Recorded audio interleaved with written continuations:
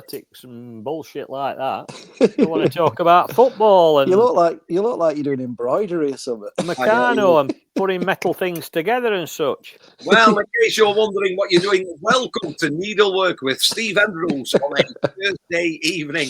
You're listening to the Reds Report and probably thinking, am I? Yes, you are. This is the Reds Report, proud to be part of the TalkSport. There's not to talk about. Not to talk about. So Not to today, talk boys about. and girls, we're going to make my good lady wife this plant stand that she's bought from some Chinese chap. 'Cause it's made out of fucking monkey metal, I'll tell you that for note. But if it keeps her happy, Exactly. I'm Steve's happy. happy. Remind Steve's me. happy. Steve's happy. Remind me to put the language on. Yes, there is. Oh, I forgot about that. I tell you what, I've had one of them days today at work as well. Talk about Have you been in swear. work? Have you been in work? I had an hour. Oh, right. Yeah, my language today has been shocking. Absolute it shouldn't be like that. I shouldn't be like that. You know, at got a all, swear but- box. What? Swear box. Put 50p Can't fucking in. afford that, mate. Unbelievable. Anyway, Barnsley Anyway, Football Club. is that Apparently it? that's what we're Right, here we're for. going. See you later. Right.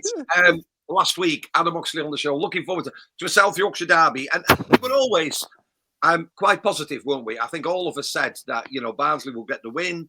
I unfortunately couldn't be there because I was driving to Portsmouth, but I was assured there would be commentary on the BBC.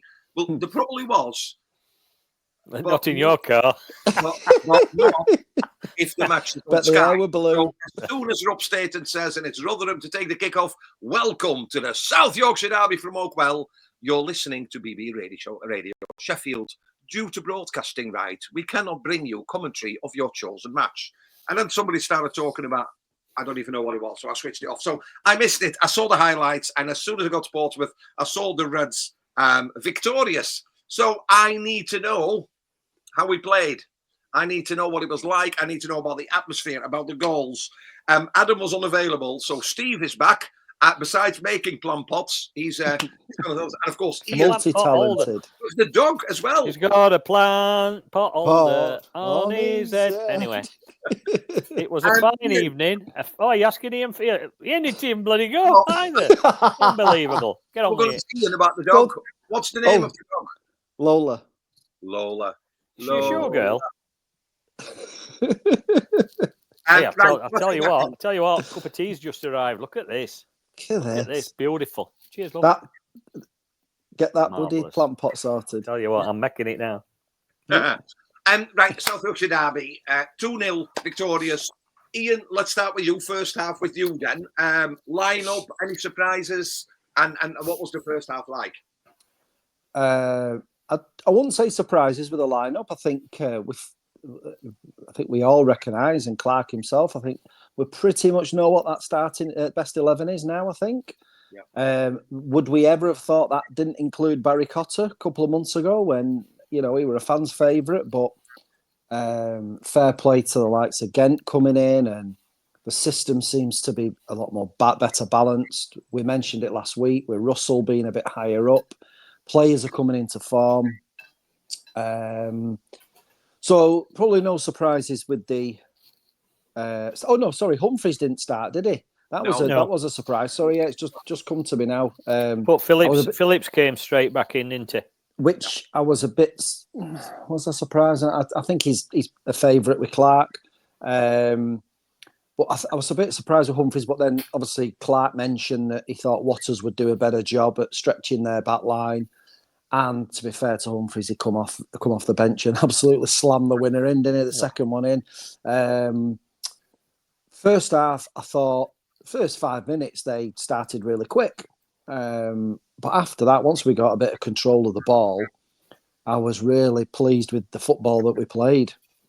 We were threatening, but only the other month when we had those disastrous games against Huddersfield, we weren't creating anything. We were creating things last night. On Friday, it should have been 4 or 5. Let's not make no bones about it. We were creating chances. We hit the bar. There were a couple that were blocked. They defended their penalty area quite well. Like Keeler Duncan have had 2 or 3. We mentioned it off air. I thought the way Sky said that the stats, we are quite a bit more of a direct side, a bit of a long ball side. But I think the way we play that style of football. He's not just a lump upfield and give it Cosgrove to scrap for, or Humphreys. Phillips, 2 or 3 occasions, was smashing great crosses right across from the right side to the left for whoever was on that, again, whoever was in acres of space. And I just felt we attacked and used the space really well. And this international break that we had, the last one, has worked absolute wonders, because I thought with some of the best football in that first half we've played this season. And Steve's interesting as well, isn't it? You know, when we talked about obviously Barry Cotton not being there, towards the end of last season, obviously Donovan Pines had that injury, and we sort of felt that we needed him. He's finding it hard, because those the back three of De Gevigné, Robertson, Earl, pretty much got things sewn up with the help of Gent on one side, obviously Corey O'Keefe on the other side. So both Pines and Cotter, who, let's face it, Cotter especially has been really good, but they're not missed, are they? No, they're not missed. I think Gent has made the side. Like Ian says, he's brought that balance to left-hand side. Some of his runs on Friday night were top drawer. His defending, when he were coming back, he were putting last-ditch tackles in and taking ball, taking player, taking everything. For me, on Friday night, it were a toss-up between him and Roberts for man of the match, I must admit. Phillips, I thought that first half, we said earlier, didn't we? We haven't had an out ball like that for last God knows how many seasons. But that way that he pinged it across pitch to Gent, who then attacked rather than going backwards or sideways, it was just so refreshing. And you could tell that with crowd. The atmosphere on Friday night was brilliant, was really, really good. Rotherham, like you said, they had a bit of a sing for the first 5 or 10 minutes, but after that, all they did were slag Evans off. Yeah. So obviously we were doing what we were supposed to be doing. I thought second half. Oh, mention for Philly, Russell. Russell again is showing that there is actually a footballer in there. Funnily enough, but second half, I thought both Russell and Phillips dropped off. Phillips especially, I thought he went missing again, which was a little bit disappointing. As I said, considering he were brilliant in first half.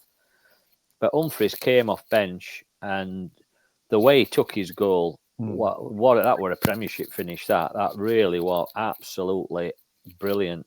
And you've got to have a mention for Killip. Didn't have a lot to do, to be honest. Saying they've got £1 million strikers up front with Nombi. Kept him really quiet, and when called upon, made a really good save. Yeah. All round positive performance from everybody. I think the crowd appreciated it and showed that with singing and the atmosphere itself. So long may this positivity keep going. It was a cracking night, absolutely cracking night. I don't know, because obviously, I was away for the weekend. Jackson Smith was the second keeper. He was on the bench. Yeah, he did play very well, mate. No. Any idea why the Chelsea loanee wasn't in the squad at all? He was injured, weren't he? Yeah, he's done is it a ligament in his finger? Yeah, about 6 weeks he's out. Yeah. Right. But Killip... Well, it shows you've done it, because quite a lot of people were saying, oh, Killip's no good, get that Jackson Smith back, he's doing well for Grimsby, or we need another keeper in the window. And you just never know. Like when we had... last season, season before, Harry the keeper. Yeah, Eisted come in. Went to Burton. Yeah, but he came in, didn't he? Because of because we got an injury, and he slotted in brilliantly in that second half of the season. And it's almost like with Killip, has he kept something like 2 clean sheets in 3 games? Killip now or something like that. He's come in, and it could actually. You just never know, do you, that this injury to Slanina, Killip could go and have a right good run now. I hope so. When a lot of people were writing him off. But I'm not going to get overexcited with Killip for a simple reason. We saw what he played like last season. And up to now, the games that he has played, I would say probably 2 out of them 3 games had very, very little to do. That's my only only worry.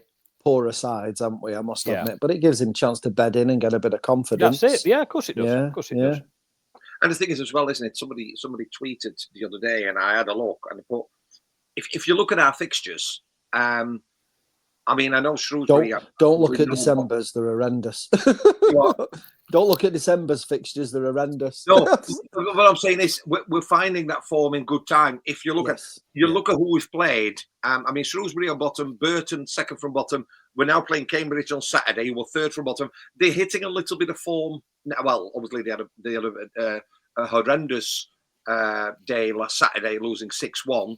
But if you look at if you look at their form, the match before was Chelsea on the 21s, which they won. Then they won Woking in the cup.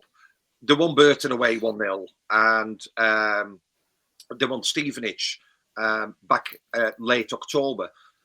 Although they're third from bottom, Connell got his 5th yellow. Good timing, isn't it? Surely you're looking at your fixtures in December. You're looking at a player like Connell. He is on 4.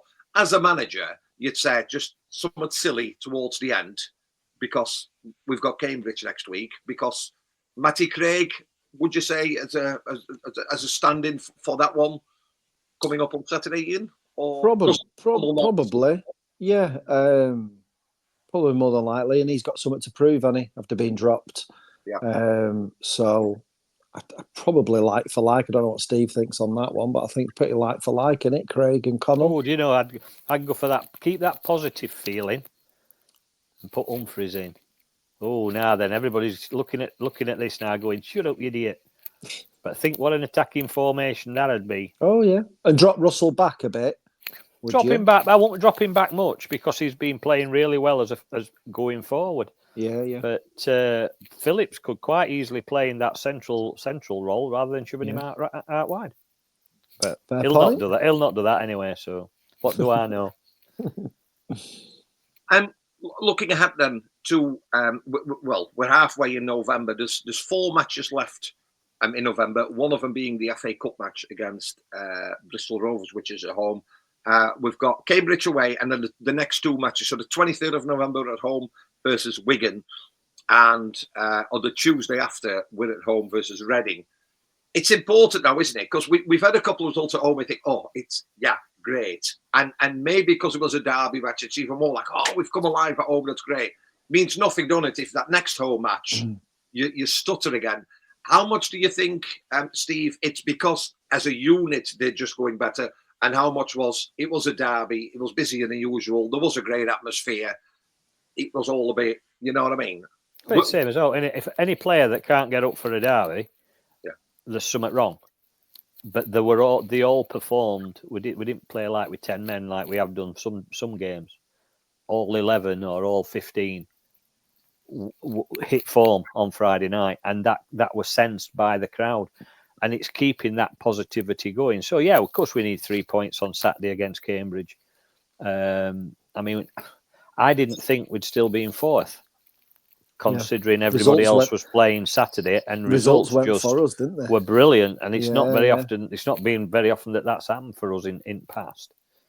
But if we can get 3 points again at Cambridge, going into 2 home games, you know, there'll be a few people that haven't been coming that'll say, oh, Barnsley seems to have picked up. You know what? I might go this week. Or I went to Rotherham game. I really enjoyed it. And atmosphere were great. I'm going to go again. And this is, you know, when they have the fans forums and they're talking about, let's get some cheap pies or get a 20-second pint. No, let's get positive on pitch because that's what's going to bring people through the door. And hopefully that'll continue. You'll have to, what's the league table look like? I know we're 4th, but there's quite a lot of games that are not on this weekend because of the international break. So I think we're one of only about 3 or 4 games playing. Yeah. So it gives us a right chance to. Are we close enough to get third? How tight is it? How tight is it with points? Hopefully. Let's face it, it's madness. Really is. Depending on goal difference, 3 points could take us level with Wrexham. It just depends on the goal difference, which I didn't screenshot, but I've got the rest. So, yeah, you could potentially go to 3rd. I don't know if Wrexham are playing or not. But they're playing Stockport, which is a hell of a game.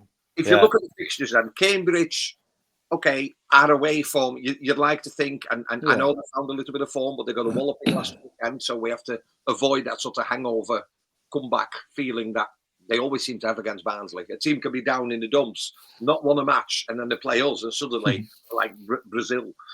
So Cambridge first, and then on the Saturday, Tuesday, the 2 home matches. Wigan. Now, Ian, might as well talk about Wigan with you, because I mean, down in 19th, because you need a result, don't you? Because you need to set yourself up against Reading, who are in the top 10, and then obviously after the FA Cup, early December, it's the first, dare I say, the first big one of the season when we're away at Wrexham, and that's going to be, you know. You've got to be, no disrespect to some of these teams, but if you want to go in the mix for promotion, you've got to be going winning at Cambridge. It won't be easy, but you've got to go and be winning. We've not got a great record at home to Wigan. And I think I looked the Reading one. I think the last 4 times we played Reading at Oakwell, they've all been score draws. So the last thing we need to be doing is winning at Cambridge and then drawing the next 2 at home or something. I mean, I tweeted out after the Friday's game about like the performance, but one word was momentum. We seem to be getting a bit of momentum home and away, and that's what we need to do now. We need to really kick on against Cambridge. The table would look really good because the others are not playing if we do win. And then we're in a position where you're going into 2 home games really positive. And like Steve said, you might get a few more bums on seats and improves the atmosphere. And we just want to keep that momentum going, really do. I think these 3 games, the potential for a banana skin in them somewhere. But I think if everybody turns up and plays like they did on Friday, we should get, I'd be looking at least 7 out of 9 points out of them 3, really. It reminds us a little bit, doesn't it, Steve, of Duff when he started, because it took till late October, early November to really get going, and then he got the nomination, and that was sort of then almost cemented us in that top 6 sort of group. What we never really left. But if you look at the table now, which I'm sure you have. Any surprises there? Because I know we said at the beginning of the season that we that would always be the aim, but Birmingham, obviously Wickham first. That surprised me because I always have Wickham down as relegation candidates. I don't know why, but they're just awesome. Birmingham, I know many people that didn't tip Birmingham to do really well. Wrexham, is it the Netflix effect? Is it momentum of winning matches for promotion and buying clever, adding quality for the next division, because obviously they're storming, and then it's Barnsley, and we're ahead of teams such as Huddersfield, Reading, Bolton were fancied by many. Peterborough we thought would go really, really well. Some said Wigan as well, to be fair. Blackpool was mentioned. Who said that? Who said Wigan? Obviously delirious at the time. Must have been pissed. I know the table never lies, but we've done a lot of mourning, Steve, haven't we? We've done a lot of mourning so far this season. Have we? Who's been mourning? We don't mourn. What are you on about? Got our own podcast. Oh, I don't know what you're talking. It's not read all over this, Well, Other podcasts are available. There's quite a few. But we are where we are because of result. Largely, initially subsidised by a good away form. Imagine where if we could turn it around at home, is there anything that you're saying? Could we not win this league? I mean, they say, don't you? No. You need to be there or thereabouts. No, we can't win this league. Wickham, I think, will drop off. They've done even Dog agrees with me. Lolo, sit down. Wigan, I think, will drop off. They've done amazingly well. I just don't think they'll be able to maintain. I still say Birmingham will go up as champions. Because in a way they've got to do, because of money they've spent. Wrexham are going to be there or thereabouts again because they've got money, they've got publicity, but publicity don't win in football matches, so it's quite possible that they do drop out. You don't know, they might not do that amazing thing of coming straight up through leagues, but we've got a prime opportunity. We're in 4th. And we've only started playing fairly decent football over the last 2 or 3 games. So that to me means if we can kick on and keep that momentum going, there's no reason why we can't. There's a possibility of second. I'd still take playoffs. But, we've just got to keep each week as it comes. It's hard to think, though, Ian, isn't it? That we've only lost 3 matches. No, Yeah. I'll say we've only played 14. We've only lost 3. It always feels that we've drawn 4, and I think that's what the difference is, isn't it? If a couple of those, but at the start, with again lots of new players added, again a new manager, it's at one point it needs to click and carry on, and we need to get to the finishing line and not stumble just before it, don't we? Can this? Yeah. I mean, I think we said a couple of times at the start of the season, didn't we, that this was going to be a really, really tough league. You look at Stockport coming up, Wrexham, you look at Bolton just missed out, Peter, but the usual suspects. You've got who's come down, the 3 clubs who've come down were favourites to go straight back up. That's not quite working at Huddersfield or Rotherham yet. But like Steve said, this league, maybe, I'm not saying it's much of a muchness, but it's so tight. You might get one team will eventually break away, and that probably is going to be Birmingham. But you have a bad couple of weeks, and you think, crikey, we're down the table. But you have a good couple of weeks, and you're straight back in it again. Yeah. When Steve Bruce took over at Blackpool, they won 4 on the bounce, and were like second or third. Now they've like hit a bit of patchy form. They look really low down, but again, if they have a couple of weeks, they're back up again. So it's not the end of the world if you do drop a couple of points. People look at the table and moan and groan if we've dropped out the top 6. But I think it could be it could go certainly second downwards. It could go quite to the wire this season because a lot of teams are beating each other. I think that's what you get. You're not getting 2 really good teams and the rest are rubbish. I think you're getting quite a good mix this league, that no one will probably get 100 points like we've had in the last couple of years. All we've got to do is keep ticking over and keep picking up them points. Yep. Because there's a hell of a lot of football to be played, isn't there? Oh, there is. But so is this a fair reflection of Barnsley's form so far, or are we overachieving a little bit?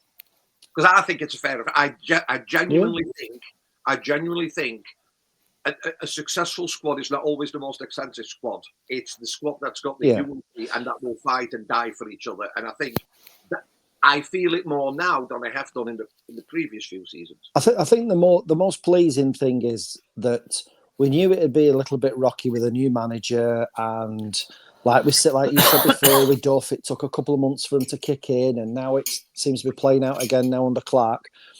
We looked completely lost the other month around that Huddersfield game.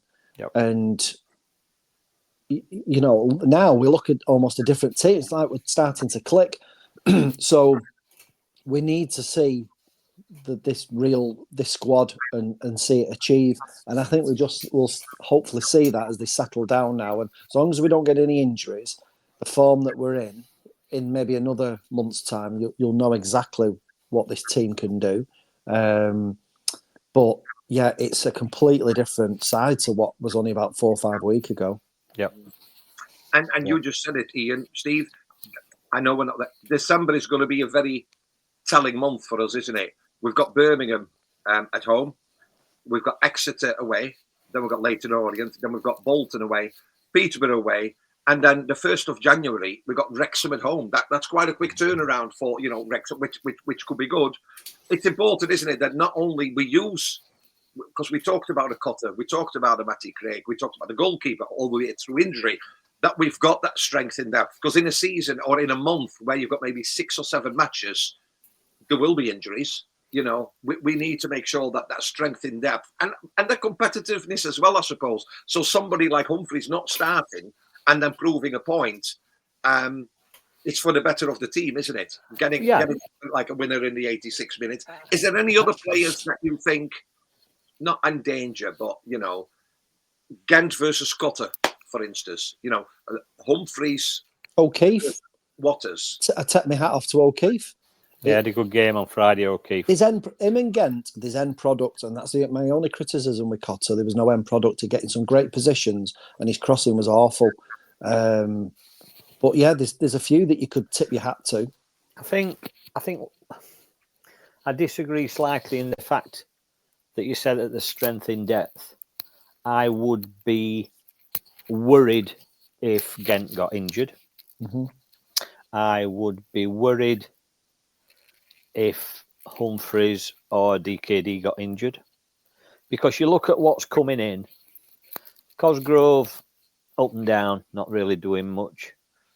J-Lo needs to stop eating pies or change his attitude or something, because he's not performing this season at all.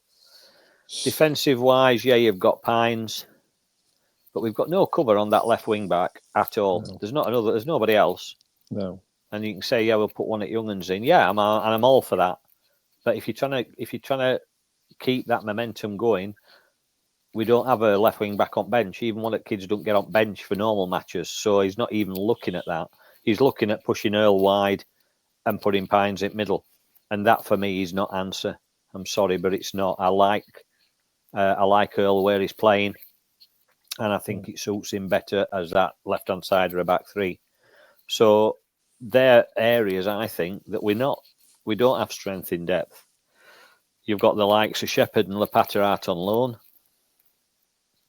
Can you drag them back if need be? I don't know. Probably not. No. Season long. No so, so when it comes down to, yeah, we've got quite a few midfielders, if they're fit. Obviously, Benson comes on, does 10 minutes, and then he's done for a few weeks. And they have another 10 minutes, then he's done for another few weeks. Do you know what I mean? We've got some cover in midfield, but I think throughout the side, come January, I personally would like, probably definitely a left wing back. Yeah. Possibly another striker come attacking midfielder, maybe even a winger, a proper out and out winger.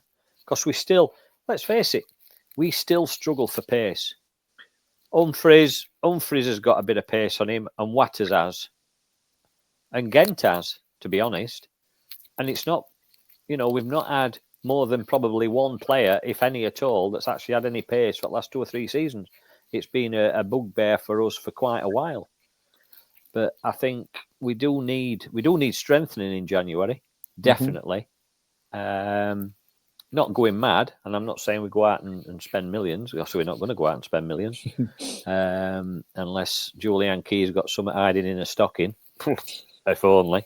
But no, I think we do need another 2 or 3 players, definitely. Yeah.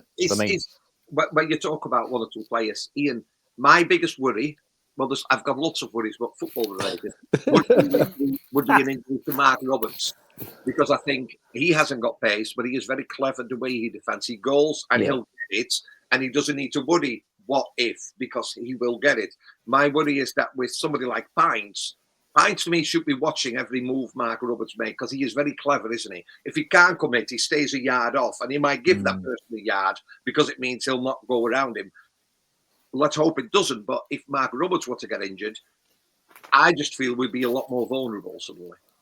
Yeah, I think Clark has finally worked a few of the players out, who's got the strengths and who's got some weaknesses. And again, although Cotter and Pines are fans' favourites, I think he's seen where. That's why, you never thought Pines would have been on the bench most weeks, would you? Or Cotter dropped to the bench, would you?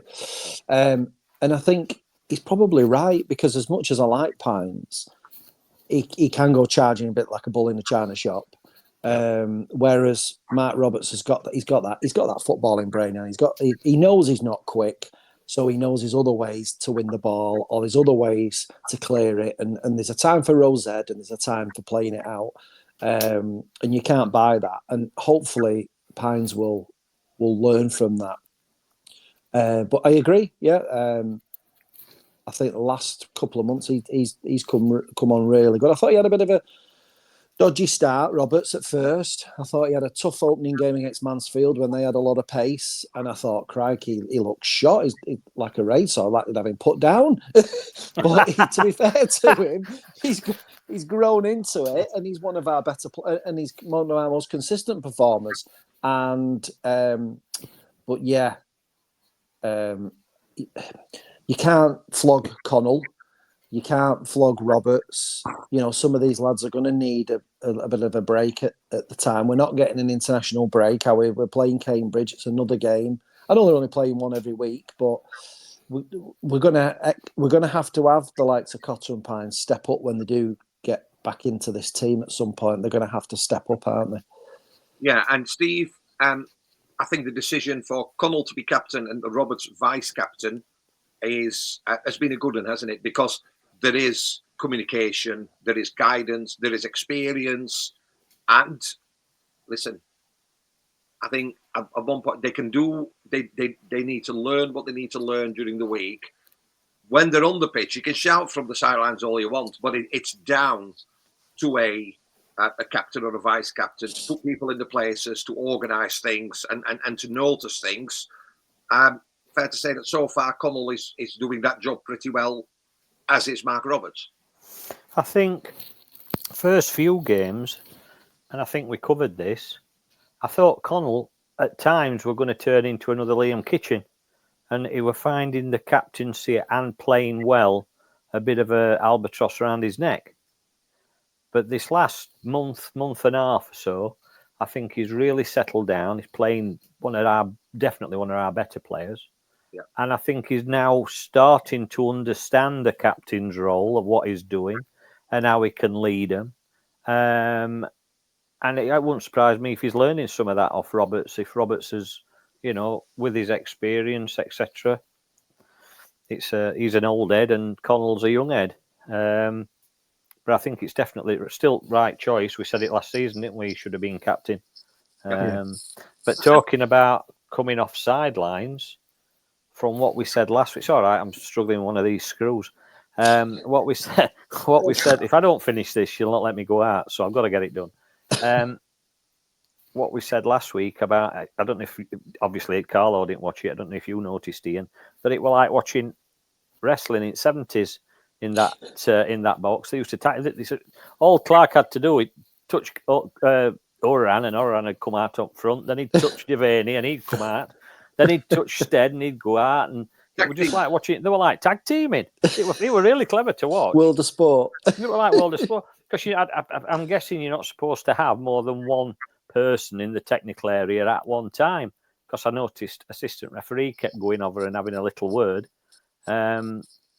But yeah, it were very clever to watch. In fact, it was sometimes more. It weren't more entertaining than what were on pitch, but it were good.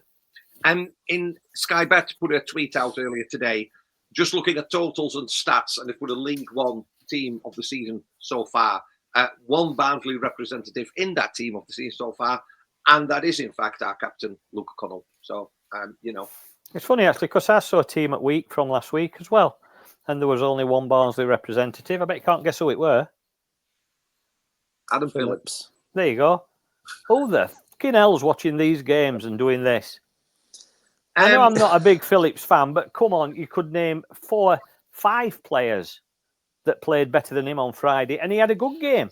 Yeah, I think I don't get what some people are watching. I really don't. I was listening to him, and they've done a bit of research and they've looked at who's the top scorer and all these assists, and they've seen him. And they've piled all the praise on, but they obviously don't watch him enough because you could argue really that Keeler Dunn and Humphreys' partnership is far better than that's gelling. You're looking at Earl and Roberts is gelling. They've just seen a headline stat as top scorer and that he got double figures last season, and they run with it every week every time we're on Sky. Yeah, madness. And let's see who comes out on top then. Barnsley away at Cambridge this Saturday. Ian, forecast Barnsley scorer number 1 because there'll be a few goals we hope. I'm going 3-1 away win. Of course you are. And I'm going to go with Keeler Dunn. Ooh. Steve, when you've done that leg, tell us who you think will score first. Max Watters, because he deserves one, because he ran his blood to water on Friday night. He played really well and didn't get any reward for it. But I thought he had a good game. So I think he'll score, and I'm going for 2-0 because I don't think they're going to get anything. I'm going to go smack bang in the middle of you both. I'm going 0-3 or 3-0 to the Reds. And the way I see it, it never happens. But the way I see this happening is a set piece and Mark Roberts nudging another one. Will he be rising like a salmon? Oh, like a salmon. In off the shoulder. Tin of salmon then. No matter where it comes from. So, well, you've heard it here first. Can we see, Steve? What have you actually put together? Are you ready? We've been recording for 35 Drum roll. Ready? He's been twiddling knobs all for the last half an hour. Look at that. Beautiful. Beautiful. Look at that. It's a plant pot stand. Steve, take your background off because we can't see it because of the background. Wait a minute then. Big reveal. It's a bit bloody technical, this, isn't it? I'd love to. I hope there's nobody naked in background. No. The big reveal. Ian and myself will be discussing speed limits on the motorway. Let's discuss. I'll tell you what to discuss if you want to discuss that. Let's discuss people who sit in middle lane and do 65 mile an hour and don't move. That boils my mine as well. Yes. Useless. I'd shoot him. I'd shoot at me. I said to him, I said to Ian earlier, on the way back to overtake. Beautiful. Look at that. Look at that. I thought it was a cake stand. I've just made that. The top one's inside out, mate. Multitask. What? It's not. It's it. Look at that. Beautiful. That I can go out now for a drink. Absolutely. Just think, that guy who watches us on a 65-inch telly is going to see that in all its glory. Yeah. In fact, you know what? I'm going to put it on again then for him. Look at that cup. That's what you want. Get your last one of these. She'll let you out for a pint. Beautiful. Temu.com. Other shops are, of course, there. So we are very confident that the Reds will return with 3 points as they travel to Cambridge this Saturday. If you are going, safe journey, enjoy yourself. Give them a cheer from us. We'll be back next week. Going in a bit of a busy period towards the end of November and early December. So we'll be back next week. Thanks for listening. I don't know what I'm going to make next week. I'm going to have to come up with something. If you've got any ideas, Steve makes. It's like Blue Peter. Do you remember Blue Peter? Yeah, you need to get your badge, Blue Peter badge. Well, what, for making a plant pot stand? Yeah. Anyway, bugger off now. I'm going to pub. Right. As Steve says, bugger off. We'll see you next week. Ta-ra.